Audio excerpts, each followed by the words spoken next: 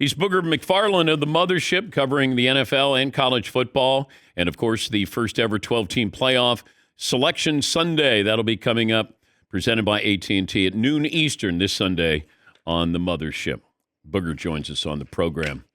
Booger, let me start with last night with Dan Campbell. Here we go with fourth downs again. We saw it last year in the NFC title game. Your thoughts on this is the MO of him or his team, and this is the way they're going to play no matter what the situation is? You know, Dan, anytime you have a job, I think the number one thing you can be is be yourself and be authentic. And I think the one thing we can say about Dan Campbell from the moment of his introductory press conference where he said he was going to bite knees and scratch elbows and everybody laughed at him, he's been unapologetically himself.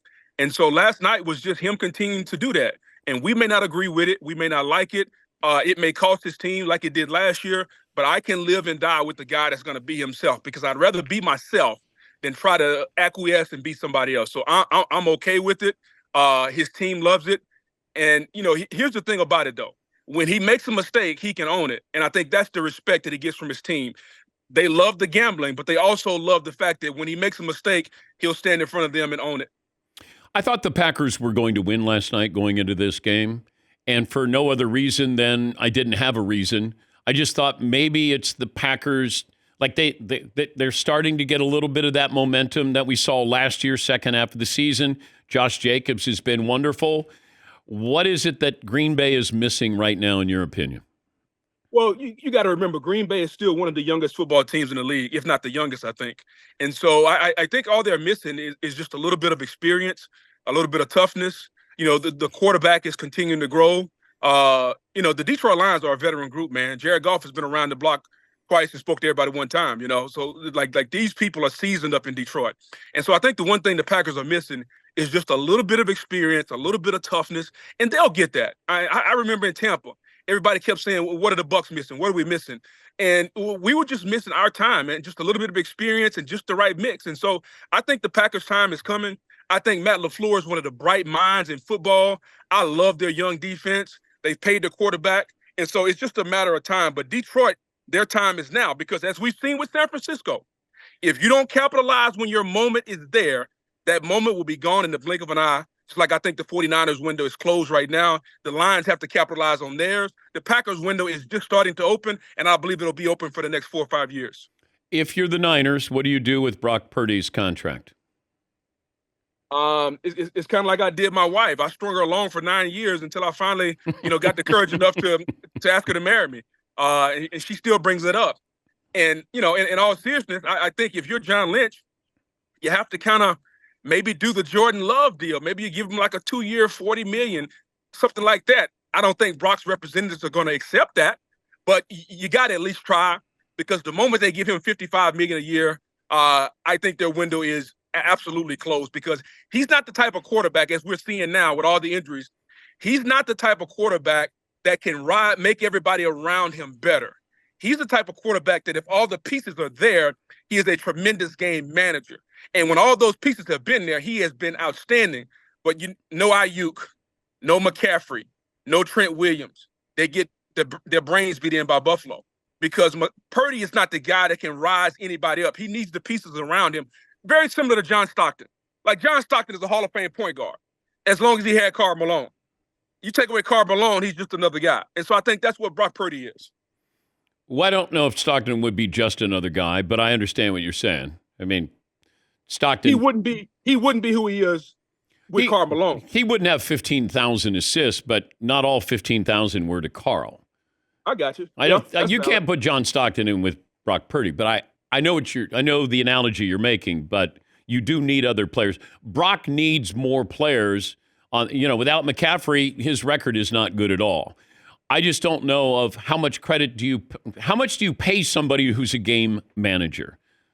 That's what I think it comes down to. Well, essentially, that's what the quarterback position is outside of Patrick, Josh, Joe Burrow, and Lamar. Everybody else is a game manager. Like, that's what everybody else is. And so I think Brock Purdy, although he may be kind of lower to middle end, other words, I'm going to give you an example of a high-end game manager. So like Jared Goff. Jared Goff is a high-end game manager. I don't think Brock Purdy is to that level just yet. Jordan Love is growing to that point. And so you have some young guys that are going to be able to ascend to that top tier. I think Jaden Daniels eventually will be in the Lamar Patrick category eventually. And so you got to pay him the going rate, Dano. I mean, the going rate is $55 million a year. I can't do that. Okay, well then who's going to be your quarterback then? I have to say to him just what you said, what the Packers did with Jordan Love. Even though Jordan hadn't really produced anything, they wanted to keep him and still see if he was going to be a franchise quarterback. Brock Purdy. And what if he says no? Well, you found him at the end of the draft. I'm going to ask you to find somebody again. They've done a great job at finding players in the draft. But at 55, then I can't keep everybody.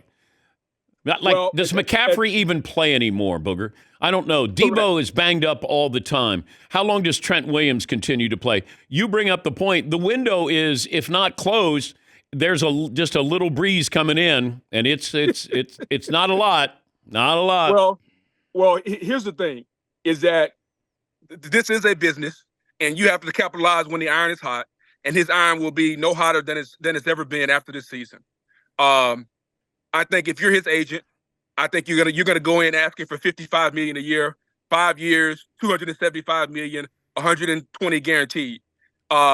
If you're John Lynch, you got to make a decision, because if you start over and try to go find another quarterback, you're probably gonna be without Trent Williams. You're probably going to be without McCaffrey. You're probably going to be without Debo. Fred Warner may still have a few years left. So the 49ers team that you know now, by the time you find that young guy, will be different. And so you have to balance. Do you pay him now, or do you start over and realizing that you're going to lose your nucleus?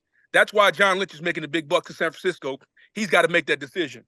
Booger McFarland, ESPN NFL college football analyst, and the 12-team playoff reveal. That'll be Sunday at noon on the mothership. You more all in on the Chargers or more all in on the Vikings? I trust Jim Harbaugh more than I trust Kevin O'Connell, and I think the world of Kevin O'Connell. But I just know what Jim Harbaugh is doing is tried and true. He brought in Jesse Mentor to run the defense. They got the number one scoring defense in football. All right? So that allows them to do what he said he was going to do when he got the job. I'm going to take the load off of Justin Herbert. He doesn't have to be a superstar. He doesn't have to put the cape on every Sunday. I just need him to put the cape on when the time is coming. And so if you see their formula, play great defense, they're going to run the hell out of the football. They're going to make Herbert put the cape on 4 or 5 plays every Sunday rather than 50 plays. I trust that method more than I trust Kevin O'Connell and Sam Darnold. Because there's a saying that my buddy told me years ago: water eventually finds its level. I don't care where it is. It's always going to find a level. Sam Darnold, although he's having a tremendous year, I think you and I both know what Sam Darnold is. And eventually he's going to find his level. And so I trust Justin Herbert and Jim Harbaugh more than I trust Kevin O'Connell and Sam Darnold. Give me the scenario that's going to totally throw the 12-team playoff into chaos by Sunday afternoon. Okay, well, if we want to do really chaos, let's go UNLV beats Boise. UNLV is going to get in, but probably won't get a bye. Let's go Clemson beating SMU. All right, Clemson beats SMU.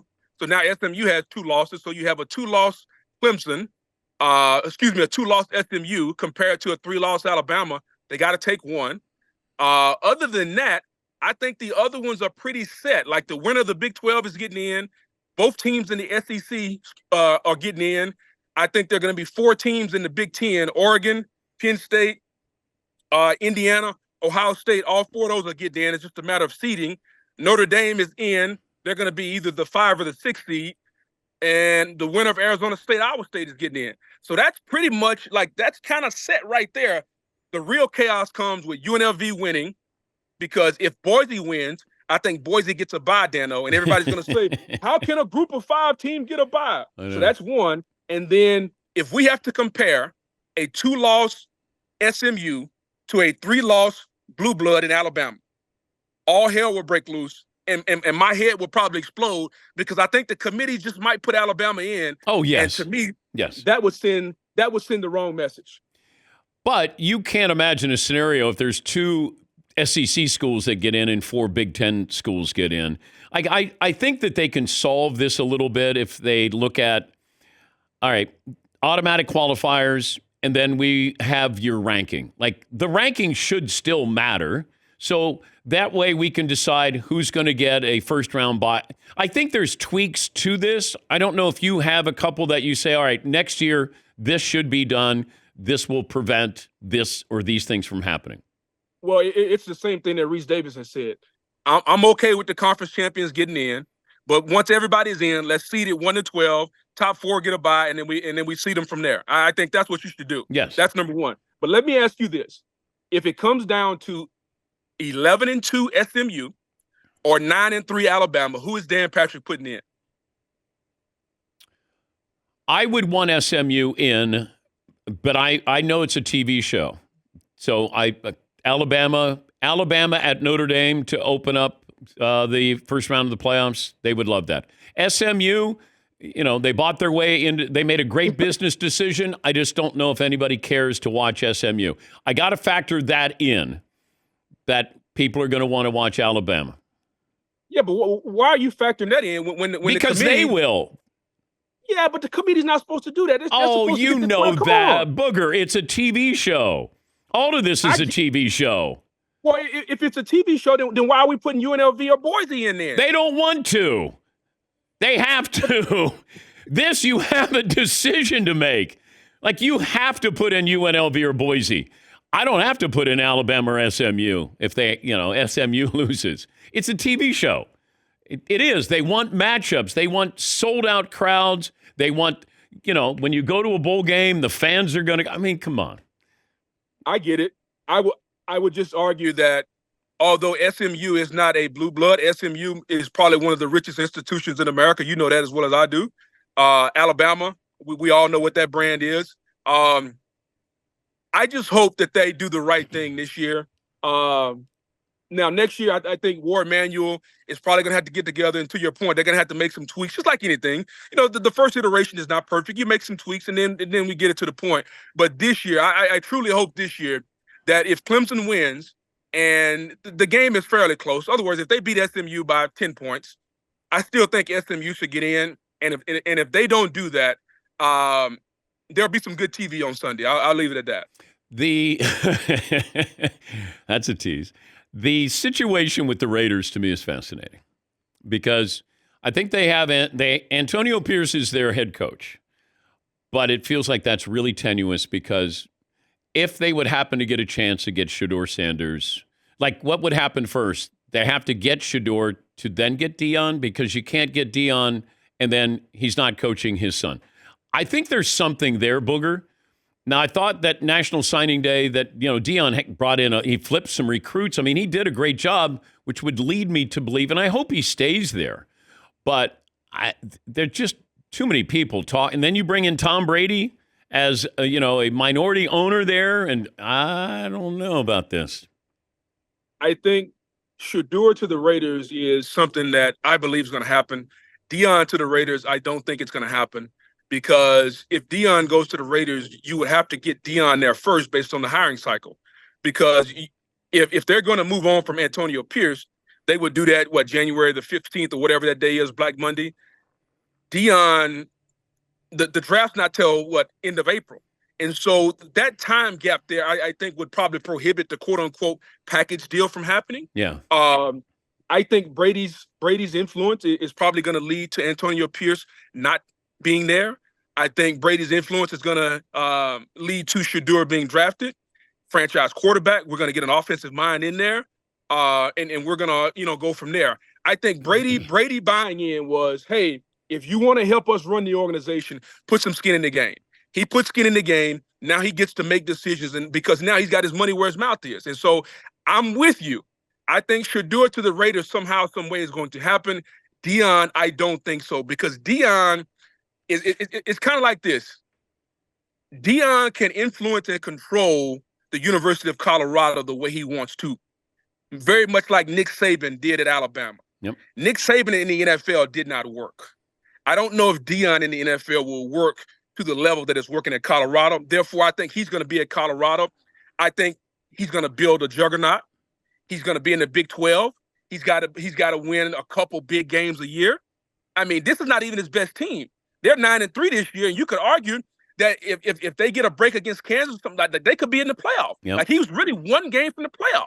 Yep. And so if you're Deion, you load up. He had a really good recruiting class, and Deion will be in the 12-team playoff next year. Why would he go to the NFL and get his head beat in? Because the NFL game is not about recruiting. It's just about draft orders, salary cap, all those different things. I don't think he wants to deal with that. I agree with you that, and this is why being in the Big 12, to me, if I'm a school, I would want to be in the Big. If I'm coaching, I want to be in the Big 12. I don't care who I'm playing each week, as long as I'm beating them each week.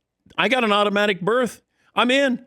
I mean, instead of banging around in the SEC and the Big 10, all of that, I mean, Deion can run that. Although I give credit, Arizona State's been a wonderful story this year. So that in Iowa State is always there as well. But great to talk to you. And thanks for joining us as always. Have fun on Sunday. I would say play nice, but I don't want you to. No, you know what? I just want the right thing to be done. And just like I did last year with Florida State, somebody's got to stand up for teams because I play a game that it's not about what we think. It's about what you see on the field. Football's a show me game, Dan. And I just turn the tape on and watch the teams play. And I want the teams that play the best, that we've seen play the best, get in. I don't want to go off, well, what would happen if we did this or did that? No. Let's go off what actually happened. It's like last year when Florida State went undefeated. They should have been in the 14th playoff. This year, if SMU gets penalized for making the conference championship game, I'm going to be very disappointed.